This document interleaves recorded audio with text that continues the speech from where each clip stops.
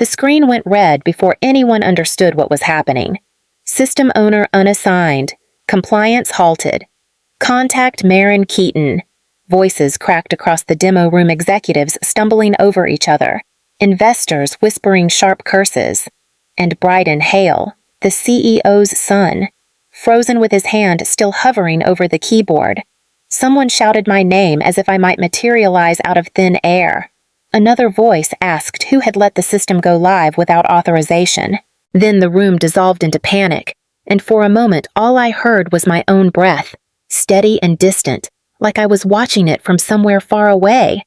That was the day everything snapped. But the truth had begun 2 weeks earlier. Allison Drake didn't look up when I stepped into her office. She just tapped her pen against a stack of onboarding forms and said, "Sit, Marin." The tone, flat, impatient, already told me this wasn't a conversation. It was a verdict. She slid a folder toward me. "We need you to train Bryden, starting tomorrow." I didn't touch it. "Allison, Bryden cannot tell the difference between information technology and artificial intelligence. The man asked me last week if a data pipeline was a type of plumbing." "That is not the point." She cut in. "He is the CEO's son. He is going to lead innovation. You will make sure he looks prepared." "No," I said, calm, not confrontational. Just a line I was finally willing to draw. "This is not what I do." Allison leaned back, smiling in a way that wasn't a smile at all. "Refusing means you're quitting." I felt the words settle heavy in the room. "Then I guess I'm not training him." She laughed an easy, dismissive sound. "You'll walk out with nothing. People like you always do." She slid the exit papers forward and waited. I signed them because there was nothing left to say. She watched my pen move, satisfied, as if she had finally found the lever to pull me out of her way. When I stood to leave, she didn't bother to hide her smirk. She believed she'd ended my career, and I let her believe exactly that. 12 years is a long time to stay invisible, but that was what Phoenix Corps demanded from me: quiet fixes, long nights, and the kind of steady patience no one ever applauds. I held the system together the way some people hold a family together, stitching broken pieces before anyone noticed they were falling apart. Back then, Allison Drake was the one who pushed me forward. "You're the only one who understands the architecture. Marin," she used to say, "stay close, and I'll make sure you're protected." Somewhere along the line, that promise changed. I remember the first day Bryden Hale walked in designer jacket, perfect hair, carrying a camera crew like accessories. "I'm here to modernize the entire brand," he announced, shaking hands like a celebrity greeting fans. "Give me a week and I'll take this place viral." Allison laughed too loudly. "Bryden's going to bring fresh energy. You two will get along." He turned to me. "So, you're the tech person I'll need you to explain. Like, everything. I'm more of a visionary." I said, "Do you know what Phoenix Corps actually does?" He blinked, confused. "It is like the company's superintelligent brain thing." "Right." Allison shot me a warning look, the kind that told me to keep the peace. Her tone shifted that same month sharper, nervier. She hovered over my work, asked who I was talking to, questioned how long tasks should take. Every suggestion I made was suddenly too cautious or too old school. Outside of work, life pulled in harder ways. I drove to Edmonds every weekend to check on my mother. The assisted living staff whispered about rising care costs. Her medication alone was more than $5,000 a month. I told them I'd keep up. I always had. That was the year a federal contract required external compliance ownership, and I created Keaton Systems LLC. It was a formality, a thin layer of protection around my work in case anything went wrong. I never expected it to matter, but that small signature mine waited quietly for the moment everything else began to crack. Allison waited by my desk like a guard posted at a prison gate. She crossed her arms the moment I walked in. "You have 15 minutes, personal items only. Everything else stays." "I know the rules," I said, pulling an empty box toward me. She stepped closer. "And you will not touch a single digital asset." It has already revoked your access." Her voice carried a brittle satisfaction, like she had been rehearsing this moment. I opened my top drawer, old sticky notes, a cracked mug, a photo of my mother from her healthier years. I placed them gently inside the box. No one spoke. When I reached the bottom drawer, Allison leaned in. "What is that?" she demanded. I pulled out a thin black binder labeled KS04 Compliance Protocol. Its corners were worn from years of use, but the title was still clear. Allison snorted. "Take whatever trinkets you want. None of that matters now." I slid the binder into my box. "If you say so." Her eyes narrowed. "What's that supposed to mean?" "Nothing," I said, keeping my tone calm. "Just packing up." Truth was, Case 04 was the opposite of a trinket. It contained the original licensing agreement tying Phoenix Corp's AI compliance framework to Keaton Systems LLC. The company had renewed it every spring for a decade until the last restructuring, when someone forgot the paperwork entirely. Without that renewal, every system connected to Phoenix Corp relied on my external ownership to pass audits. They needed my signature for government certifications, high-risk deployments, even routine security checks. They just never realized it because Phoenix Corp never failed. I never let it. Allison tapped her heel impatiently. "Are you almost done? Some of us have real work." I closed the box. "I'm done." As I walked away, she called after me. "This company will be fine without you." I didn't argue. The truth would reach her soon enough, straight through the one protocol she had never bothered to read. The contract sat open on my laptop, the cursor blinking beside the line that mattered more than anything Allison Drake had ever said to me. Licensing status active. I hovered over the toggle, one breath in, one breath out. Then I clicked. Active. Paused. Owner unavailable. A soft confirmation tone chimed. Nothing dramatic, nothing explosive. But I felt it in my chest like a shift in gravity, subtle, irreversible. I closed the laptop and set it aside. The real noise would not come from me, inside the company. The silence broke fast. "Why is this not running?" Bryden Hale's voice carried through the engineering floor. "The script says, press enter." I pressed enter. Someone muttered. "You pressed escape." Bryden snapped back. "Same thing. From what I heard later." Two engineers exchanged a look. Neither said anything loud enough for Allison to hear. Allison swept into the room anyway. "How's the onboarding going?" Bryden lifted his hands helplessly. "The system is acting weird. Look at this window. It keeps flashing red lines. Logs refresh like that." Allison snapped. "It's normal. Everyone needs to stop panicking over little glitches." One of the senior engineers cleared his throat. "It is not just the logs. The compliance layer is throwing repeated pings. It cannot verify the A loud alert cut him off." Then another, then a third.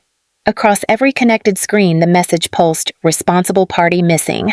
Certification will self-nullify in 72 hours. Allison lunged for the keyboard. "It is nothing. A false flag. I am deleting it." "You cannot delete a compliance alert," the engineer said carefully. "Well, I just did," she snapped, closing windows faster than she could read them. "Focus on your tasks. Everything is running smoothly." No one replied. They all saw the same thing she pretended not to, the first hairline fracture in a system that had never once failed while I was there. And now that fracture had room to grow. Investor Day began with Allison's voice slicing through the conference room. "Our new innovation lead, Bryden Hale, will present the system." She said it like she was announcing royalty. Bryden straightened his blazer. "I got this," he whispered to no one in particular, waving at the board members as if they were fans waiting for autographs. A government partner joined through the conference line. "We are ready when you are." Allison nodded at Bryden. "Go ahead. Launch Phoenix Corp." He clicked. The screen froze. A moment later, the message appeared in bold red text, "Compliance gate refused. Owner not found." Someone coughed. Someone else whispered a curse. Bryden forced a smile. Minor lag. It does that sometimes. He clicked again. The system beeped loudly. Another message slammed across the monitor. Audit layer status. No owner. Execution blocked. The government partner spoke first. Who is responsible for this system today? This is a violation of federal protocol. Bryden's voice cracked. I have the script here. It says the architecture is fully functional, and all ownership layers are. They are not. The partner interrupted. This is not optional. Identify your compliance owner immediately. Allison stepped forward. There must be a glitch. Phoenix Core has never failed a demo. She grabbed the keyboard and began clicking through restricted menus. Every tab she opened led to the same message.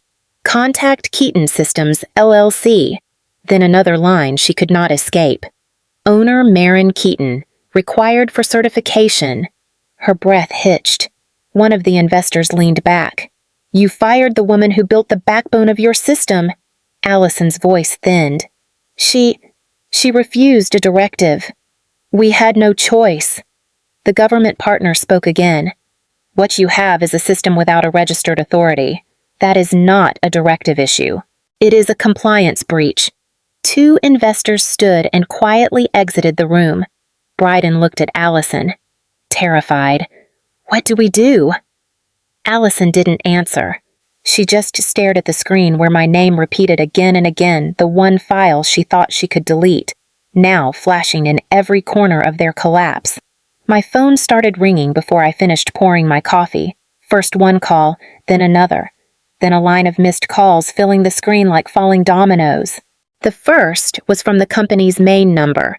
The second was a blocked caller. The third was Allison's direct extension. I set the phone face down on the table. A moment later, it vibrated again, longer this time. Then again. And again. I let every call pass. When the buzzing finally stopped, a voicemail icon appeared. I tapped it only because the silence afterward felt intentional. Allison's voice came through the speaker thin, strained, shaking. Marin, it is Allison. Please call me back. It is urgent. Something is wrong with the system. You need to just call me. I deleted the message and slipped my phone into my bag. 2 hours later, I sat across from a compliance attorney in a quiet downtown office. Harlan Bishop had spent more than 30 years navigating federal tech contracts. He adjusted his glasses as he reviewed the Keaton Systems LLC documents. It is airtight, he said. Once they marked you as voluntarily resigned, the external license automatically shifted to paused status. That was written into the original clause. I remember. I said. They did not. He nodded. They assumed you were internal. But Phoenix Core's compliance ownership is legally yours. The company cannot override it without your authorization, and they cannot accuse you of misconduct without contradicting their own resignation paperwork. My phone buzzed again. This time I glanced at the screen, 3 more calls. All blocked. Then a new voicemail. I played it only because Harlan gestured for me to. Allison's voice was sharper now, brittle from fear. Marin, this is getting out of hand. If you do not call me, we will need to classify your actions as intentional interference. You have put the company at risk. This is not a game. Harlan raised an eyebrow. Interference requires intent and access.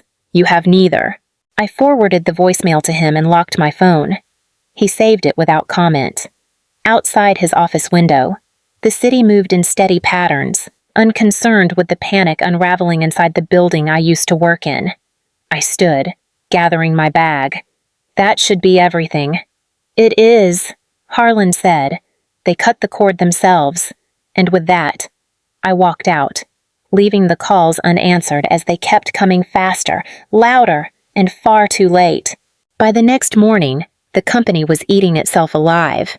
I heard pieces of it through people who still cared enough to whisper. Engineers were pulled into conference rooms one by one. Allison stood at the whiteboard, scribbling names, drawing arrows, circling departments like she was mapping a conspiracy. It had to be someone on your team. She insisted. Someone tampered with the owner registry. A junior engineer pushed back. We do not have permissions to touch ownership layers. Only Marin had them. Another added. Every compliance checkpoint still lists her ID. The logs are clean. No one touched them. Allison's tone sharpened. Then the system is wrong.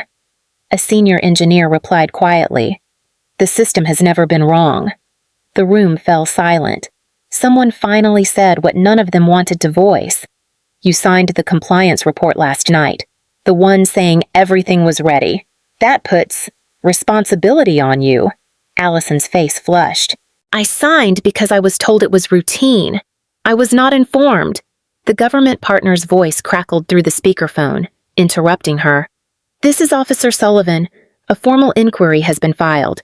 We will need to review the compliance chain of command immediately. Allison's breath tightened. This is a misunderstanding. It is not. Sullivan replied. Your report claims all systems were compliant. The logs state that ownership was unassigned. That contradiction falls under your purview. When the call ended, no one spoke to her. That same afternoon, my phone rang again, but not with panic. A soft voice introduced herself. Marin, this is Claire from the Northwest Housing Alliance. We have followed your work on Phoenix Core for years. We need guidance on safe AI implementation for public housing. Would you be open to consulting? I sat back in my chair. How did you get my information? You published a paper through Keaton Systems LLC 3 years ago. Your insights were ahead of their time. We were waiting for the right moment. I let out a slow breath. What exactly do you need? Everything, she said. And we are prepared to compensate you fairly. It was not just an offer. It was a door one no one at the company ever intended for me to reach. I closed my eyes for a moment, letting the weight of it settle. A chance to build something that mattered, untouched by egos, untethered from people who saw me only as a tool. When I finally answered, my voice was steady. Let us talk next steps. The conference room felt smaller with the 3 of them on one side of the table.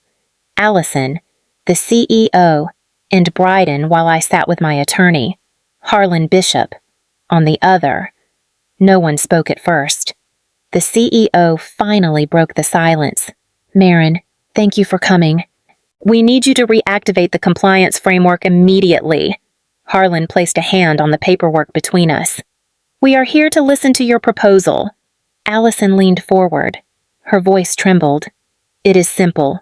You return your credentials, sign this updated non-disclosure, and help us get through the audit. After that, we can discuss reinstatement.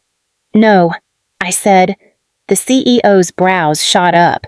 Excuse me, I am not returning as staff, I said. Keaton Systems LLC does not provide emergency compliance services without a contract. If you want access, you will need to apply as a client. Bryden swallowed hard. He had not said a word since I walked in. The CEO's voice hardened. We are offering you your job back. I do not want my job back, I replied. You ended that relationship when Allison marked me as voluntarily resigned. Allison lifted the stack of forms. Just sign these. Marin, you know how much damage has been done. We need your cooperation. No emergency work. I repeated, no shortcuts. And Allison will not be part of the chain of command if we move forward. The CEO slammed his hand on the table. You cannot dictate our structure. Harlan remained calm. Legally. She can. Your system is missing its registered owner. The liability is yours. Allison's voice cracked. Marin, please. We are out of time. I stood, gathering my bag. You told me I was leaving empty-handed. I said quietly. Turns out you never checked what my hands were holding. Bryden finally looked up, eyes wide with something like recognition, maybe guilt, maybe fear. I walked to the door without hesitation. Behind me, no one said another word. The audit began at 9 in the morning. By 9:03, it was over. Officer Sullivan's voice came through the speakerphone in clipped tones. Phoenix Core cannot proceed. The ownership registry is incomplete. All connected certifications are invalid. The CEO tried to rally. "We have internal documentation, no," Sullivan said. "You filed a compliance report last night. It was signed by Allison Drake. That document contradicts the system logs." "This is a breach." Allison's breath hitched. "I only signed because I was told Sullivan cut her off." "You held the authority. You assumed responsibility. You will receive a formal notice within 48 hours. The line disconnected. Silence strangled what was left of the room. By noon, 3 major contracts were suspended. By afternoon, a federal notice barred Allison from any tech leadership role for 5 years. An internal memo confirmed Bryden's access had been revoked until further review. Investors withdrew in waves. Tens of millions evaporated. I heard none of this firsthand. It came through small bursts of messages from people who still cared enough to say, "You were right," or "Please tell me you are okay." That same week, I sat across from Claire at the Northwest Housing Alliance. She slid a contract toward me. "We want you to lead our AI governance initiative. Your LLC will have full autonomy." Her sincerity steadied something inside me. I signed. The next day, I met with the care team at my mother's facility in Edmonds. The coordinator reviewed her chart and asked gently, "Will you be able to continue treatment at this level? The medication alone is more than $5,000 a month." "I can," I said. For the first time in years, I meant it without flinching. Relief softened my mother's face when I told her everything was handled. She squeezed my hand, confused but comforted. As I walked her back to her room, a quiet certainty settled in my chest. The damage Allison tried to inflict had never been mine to carry, only hers to face. Allison's email arrived just after dawn, one long paragraph of apologies layered between excuses. I never meant for things to go this far. I was under pressure. "You know how the company works. I hope you can understand." I read it once, then closed the screen. I did not respond. There was nothing left in that story worth returning to. Instead, I walked toward the pier overlooking Elliott Bay, the morning air cool enough to sting. I opened my phone and refreshed the onboarding roster for my training initiative with the Northwest Housing Alliance. 53 names. 53 women who had been pushed aside, overlooked, or spoken to the way Allison once spoke to me. Some were returning to the workforce after raising families. Some were starting over after years in dead-end roles. All of them were looking for a way in.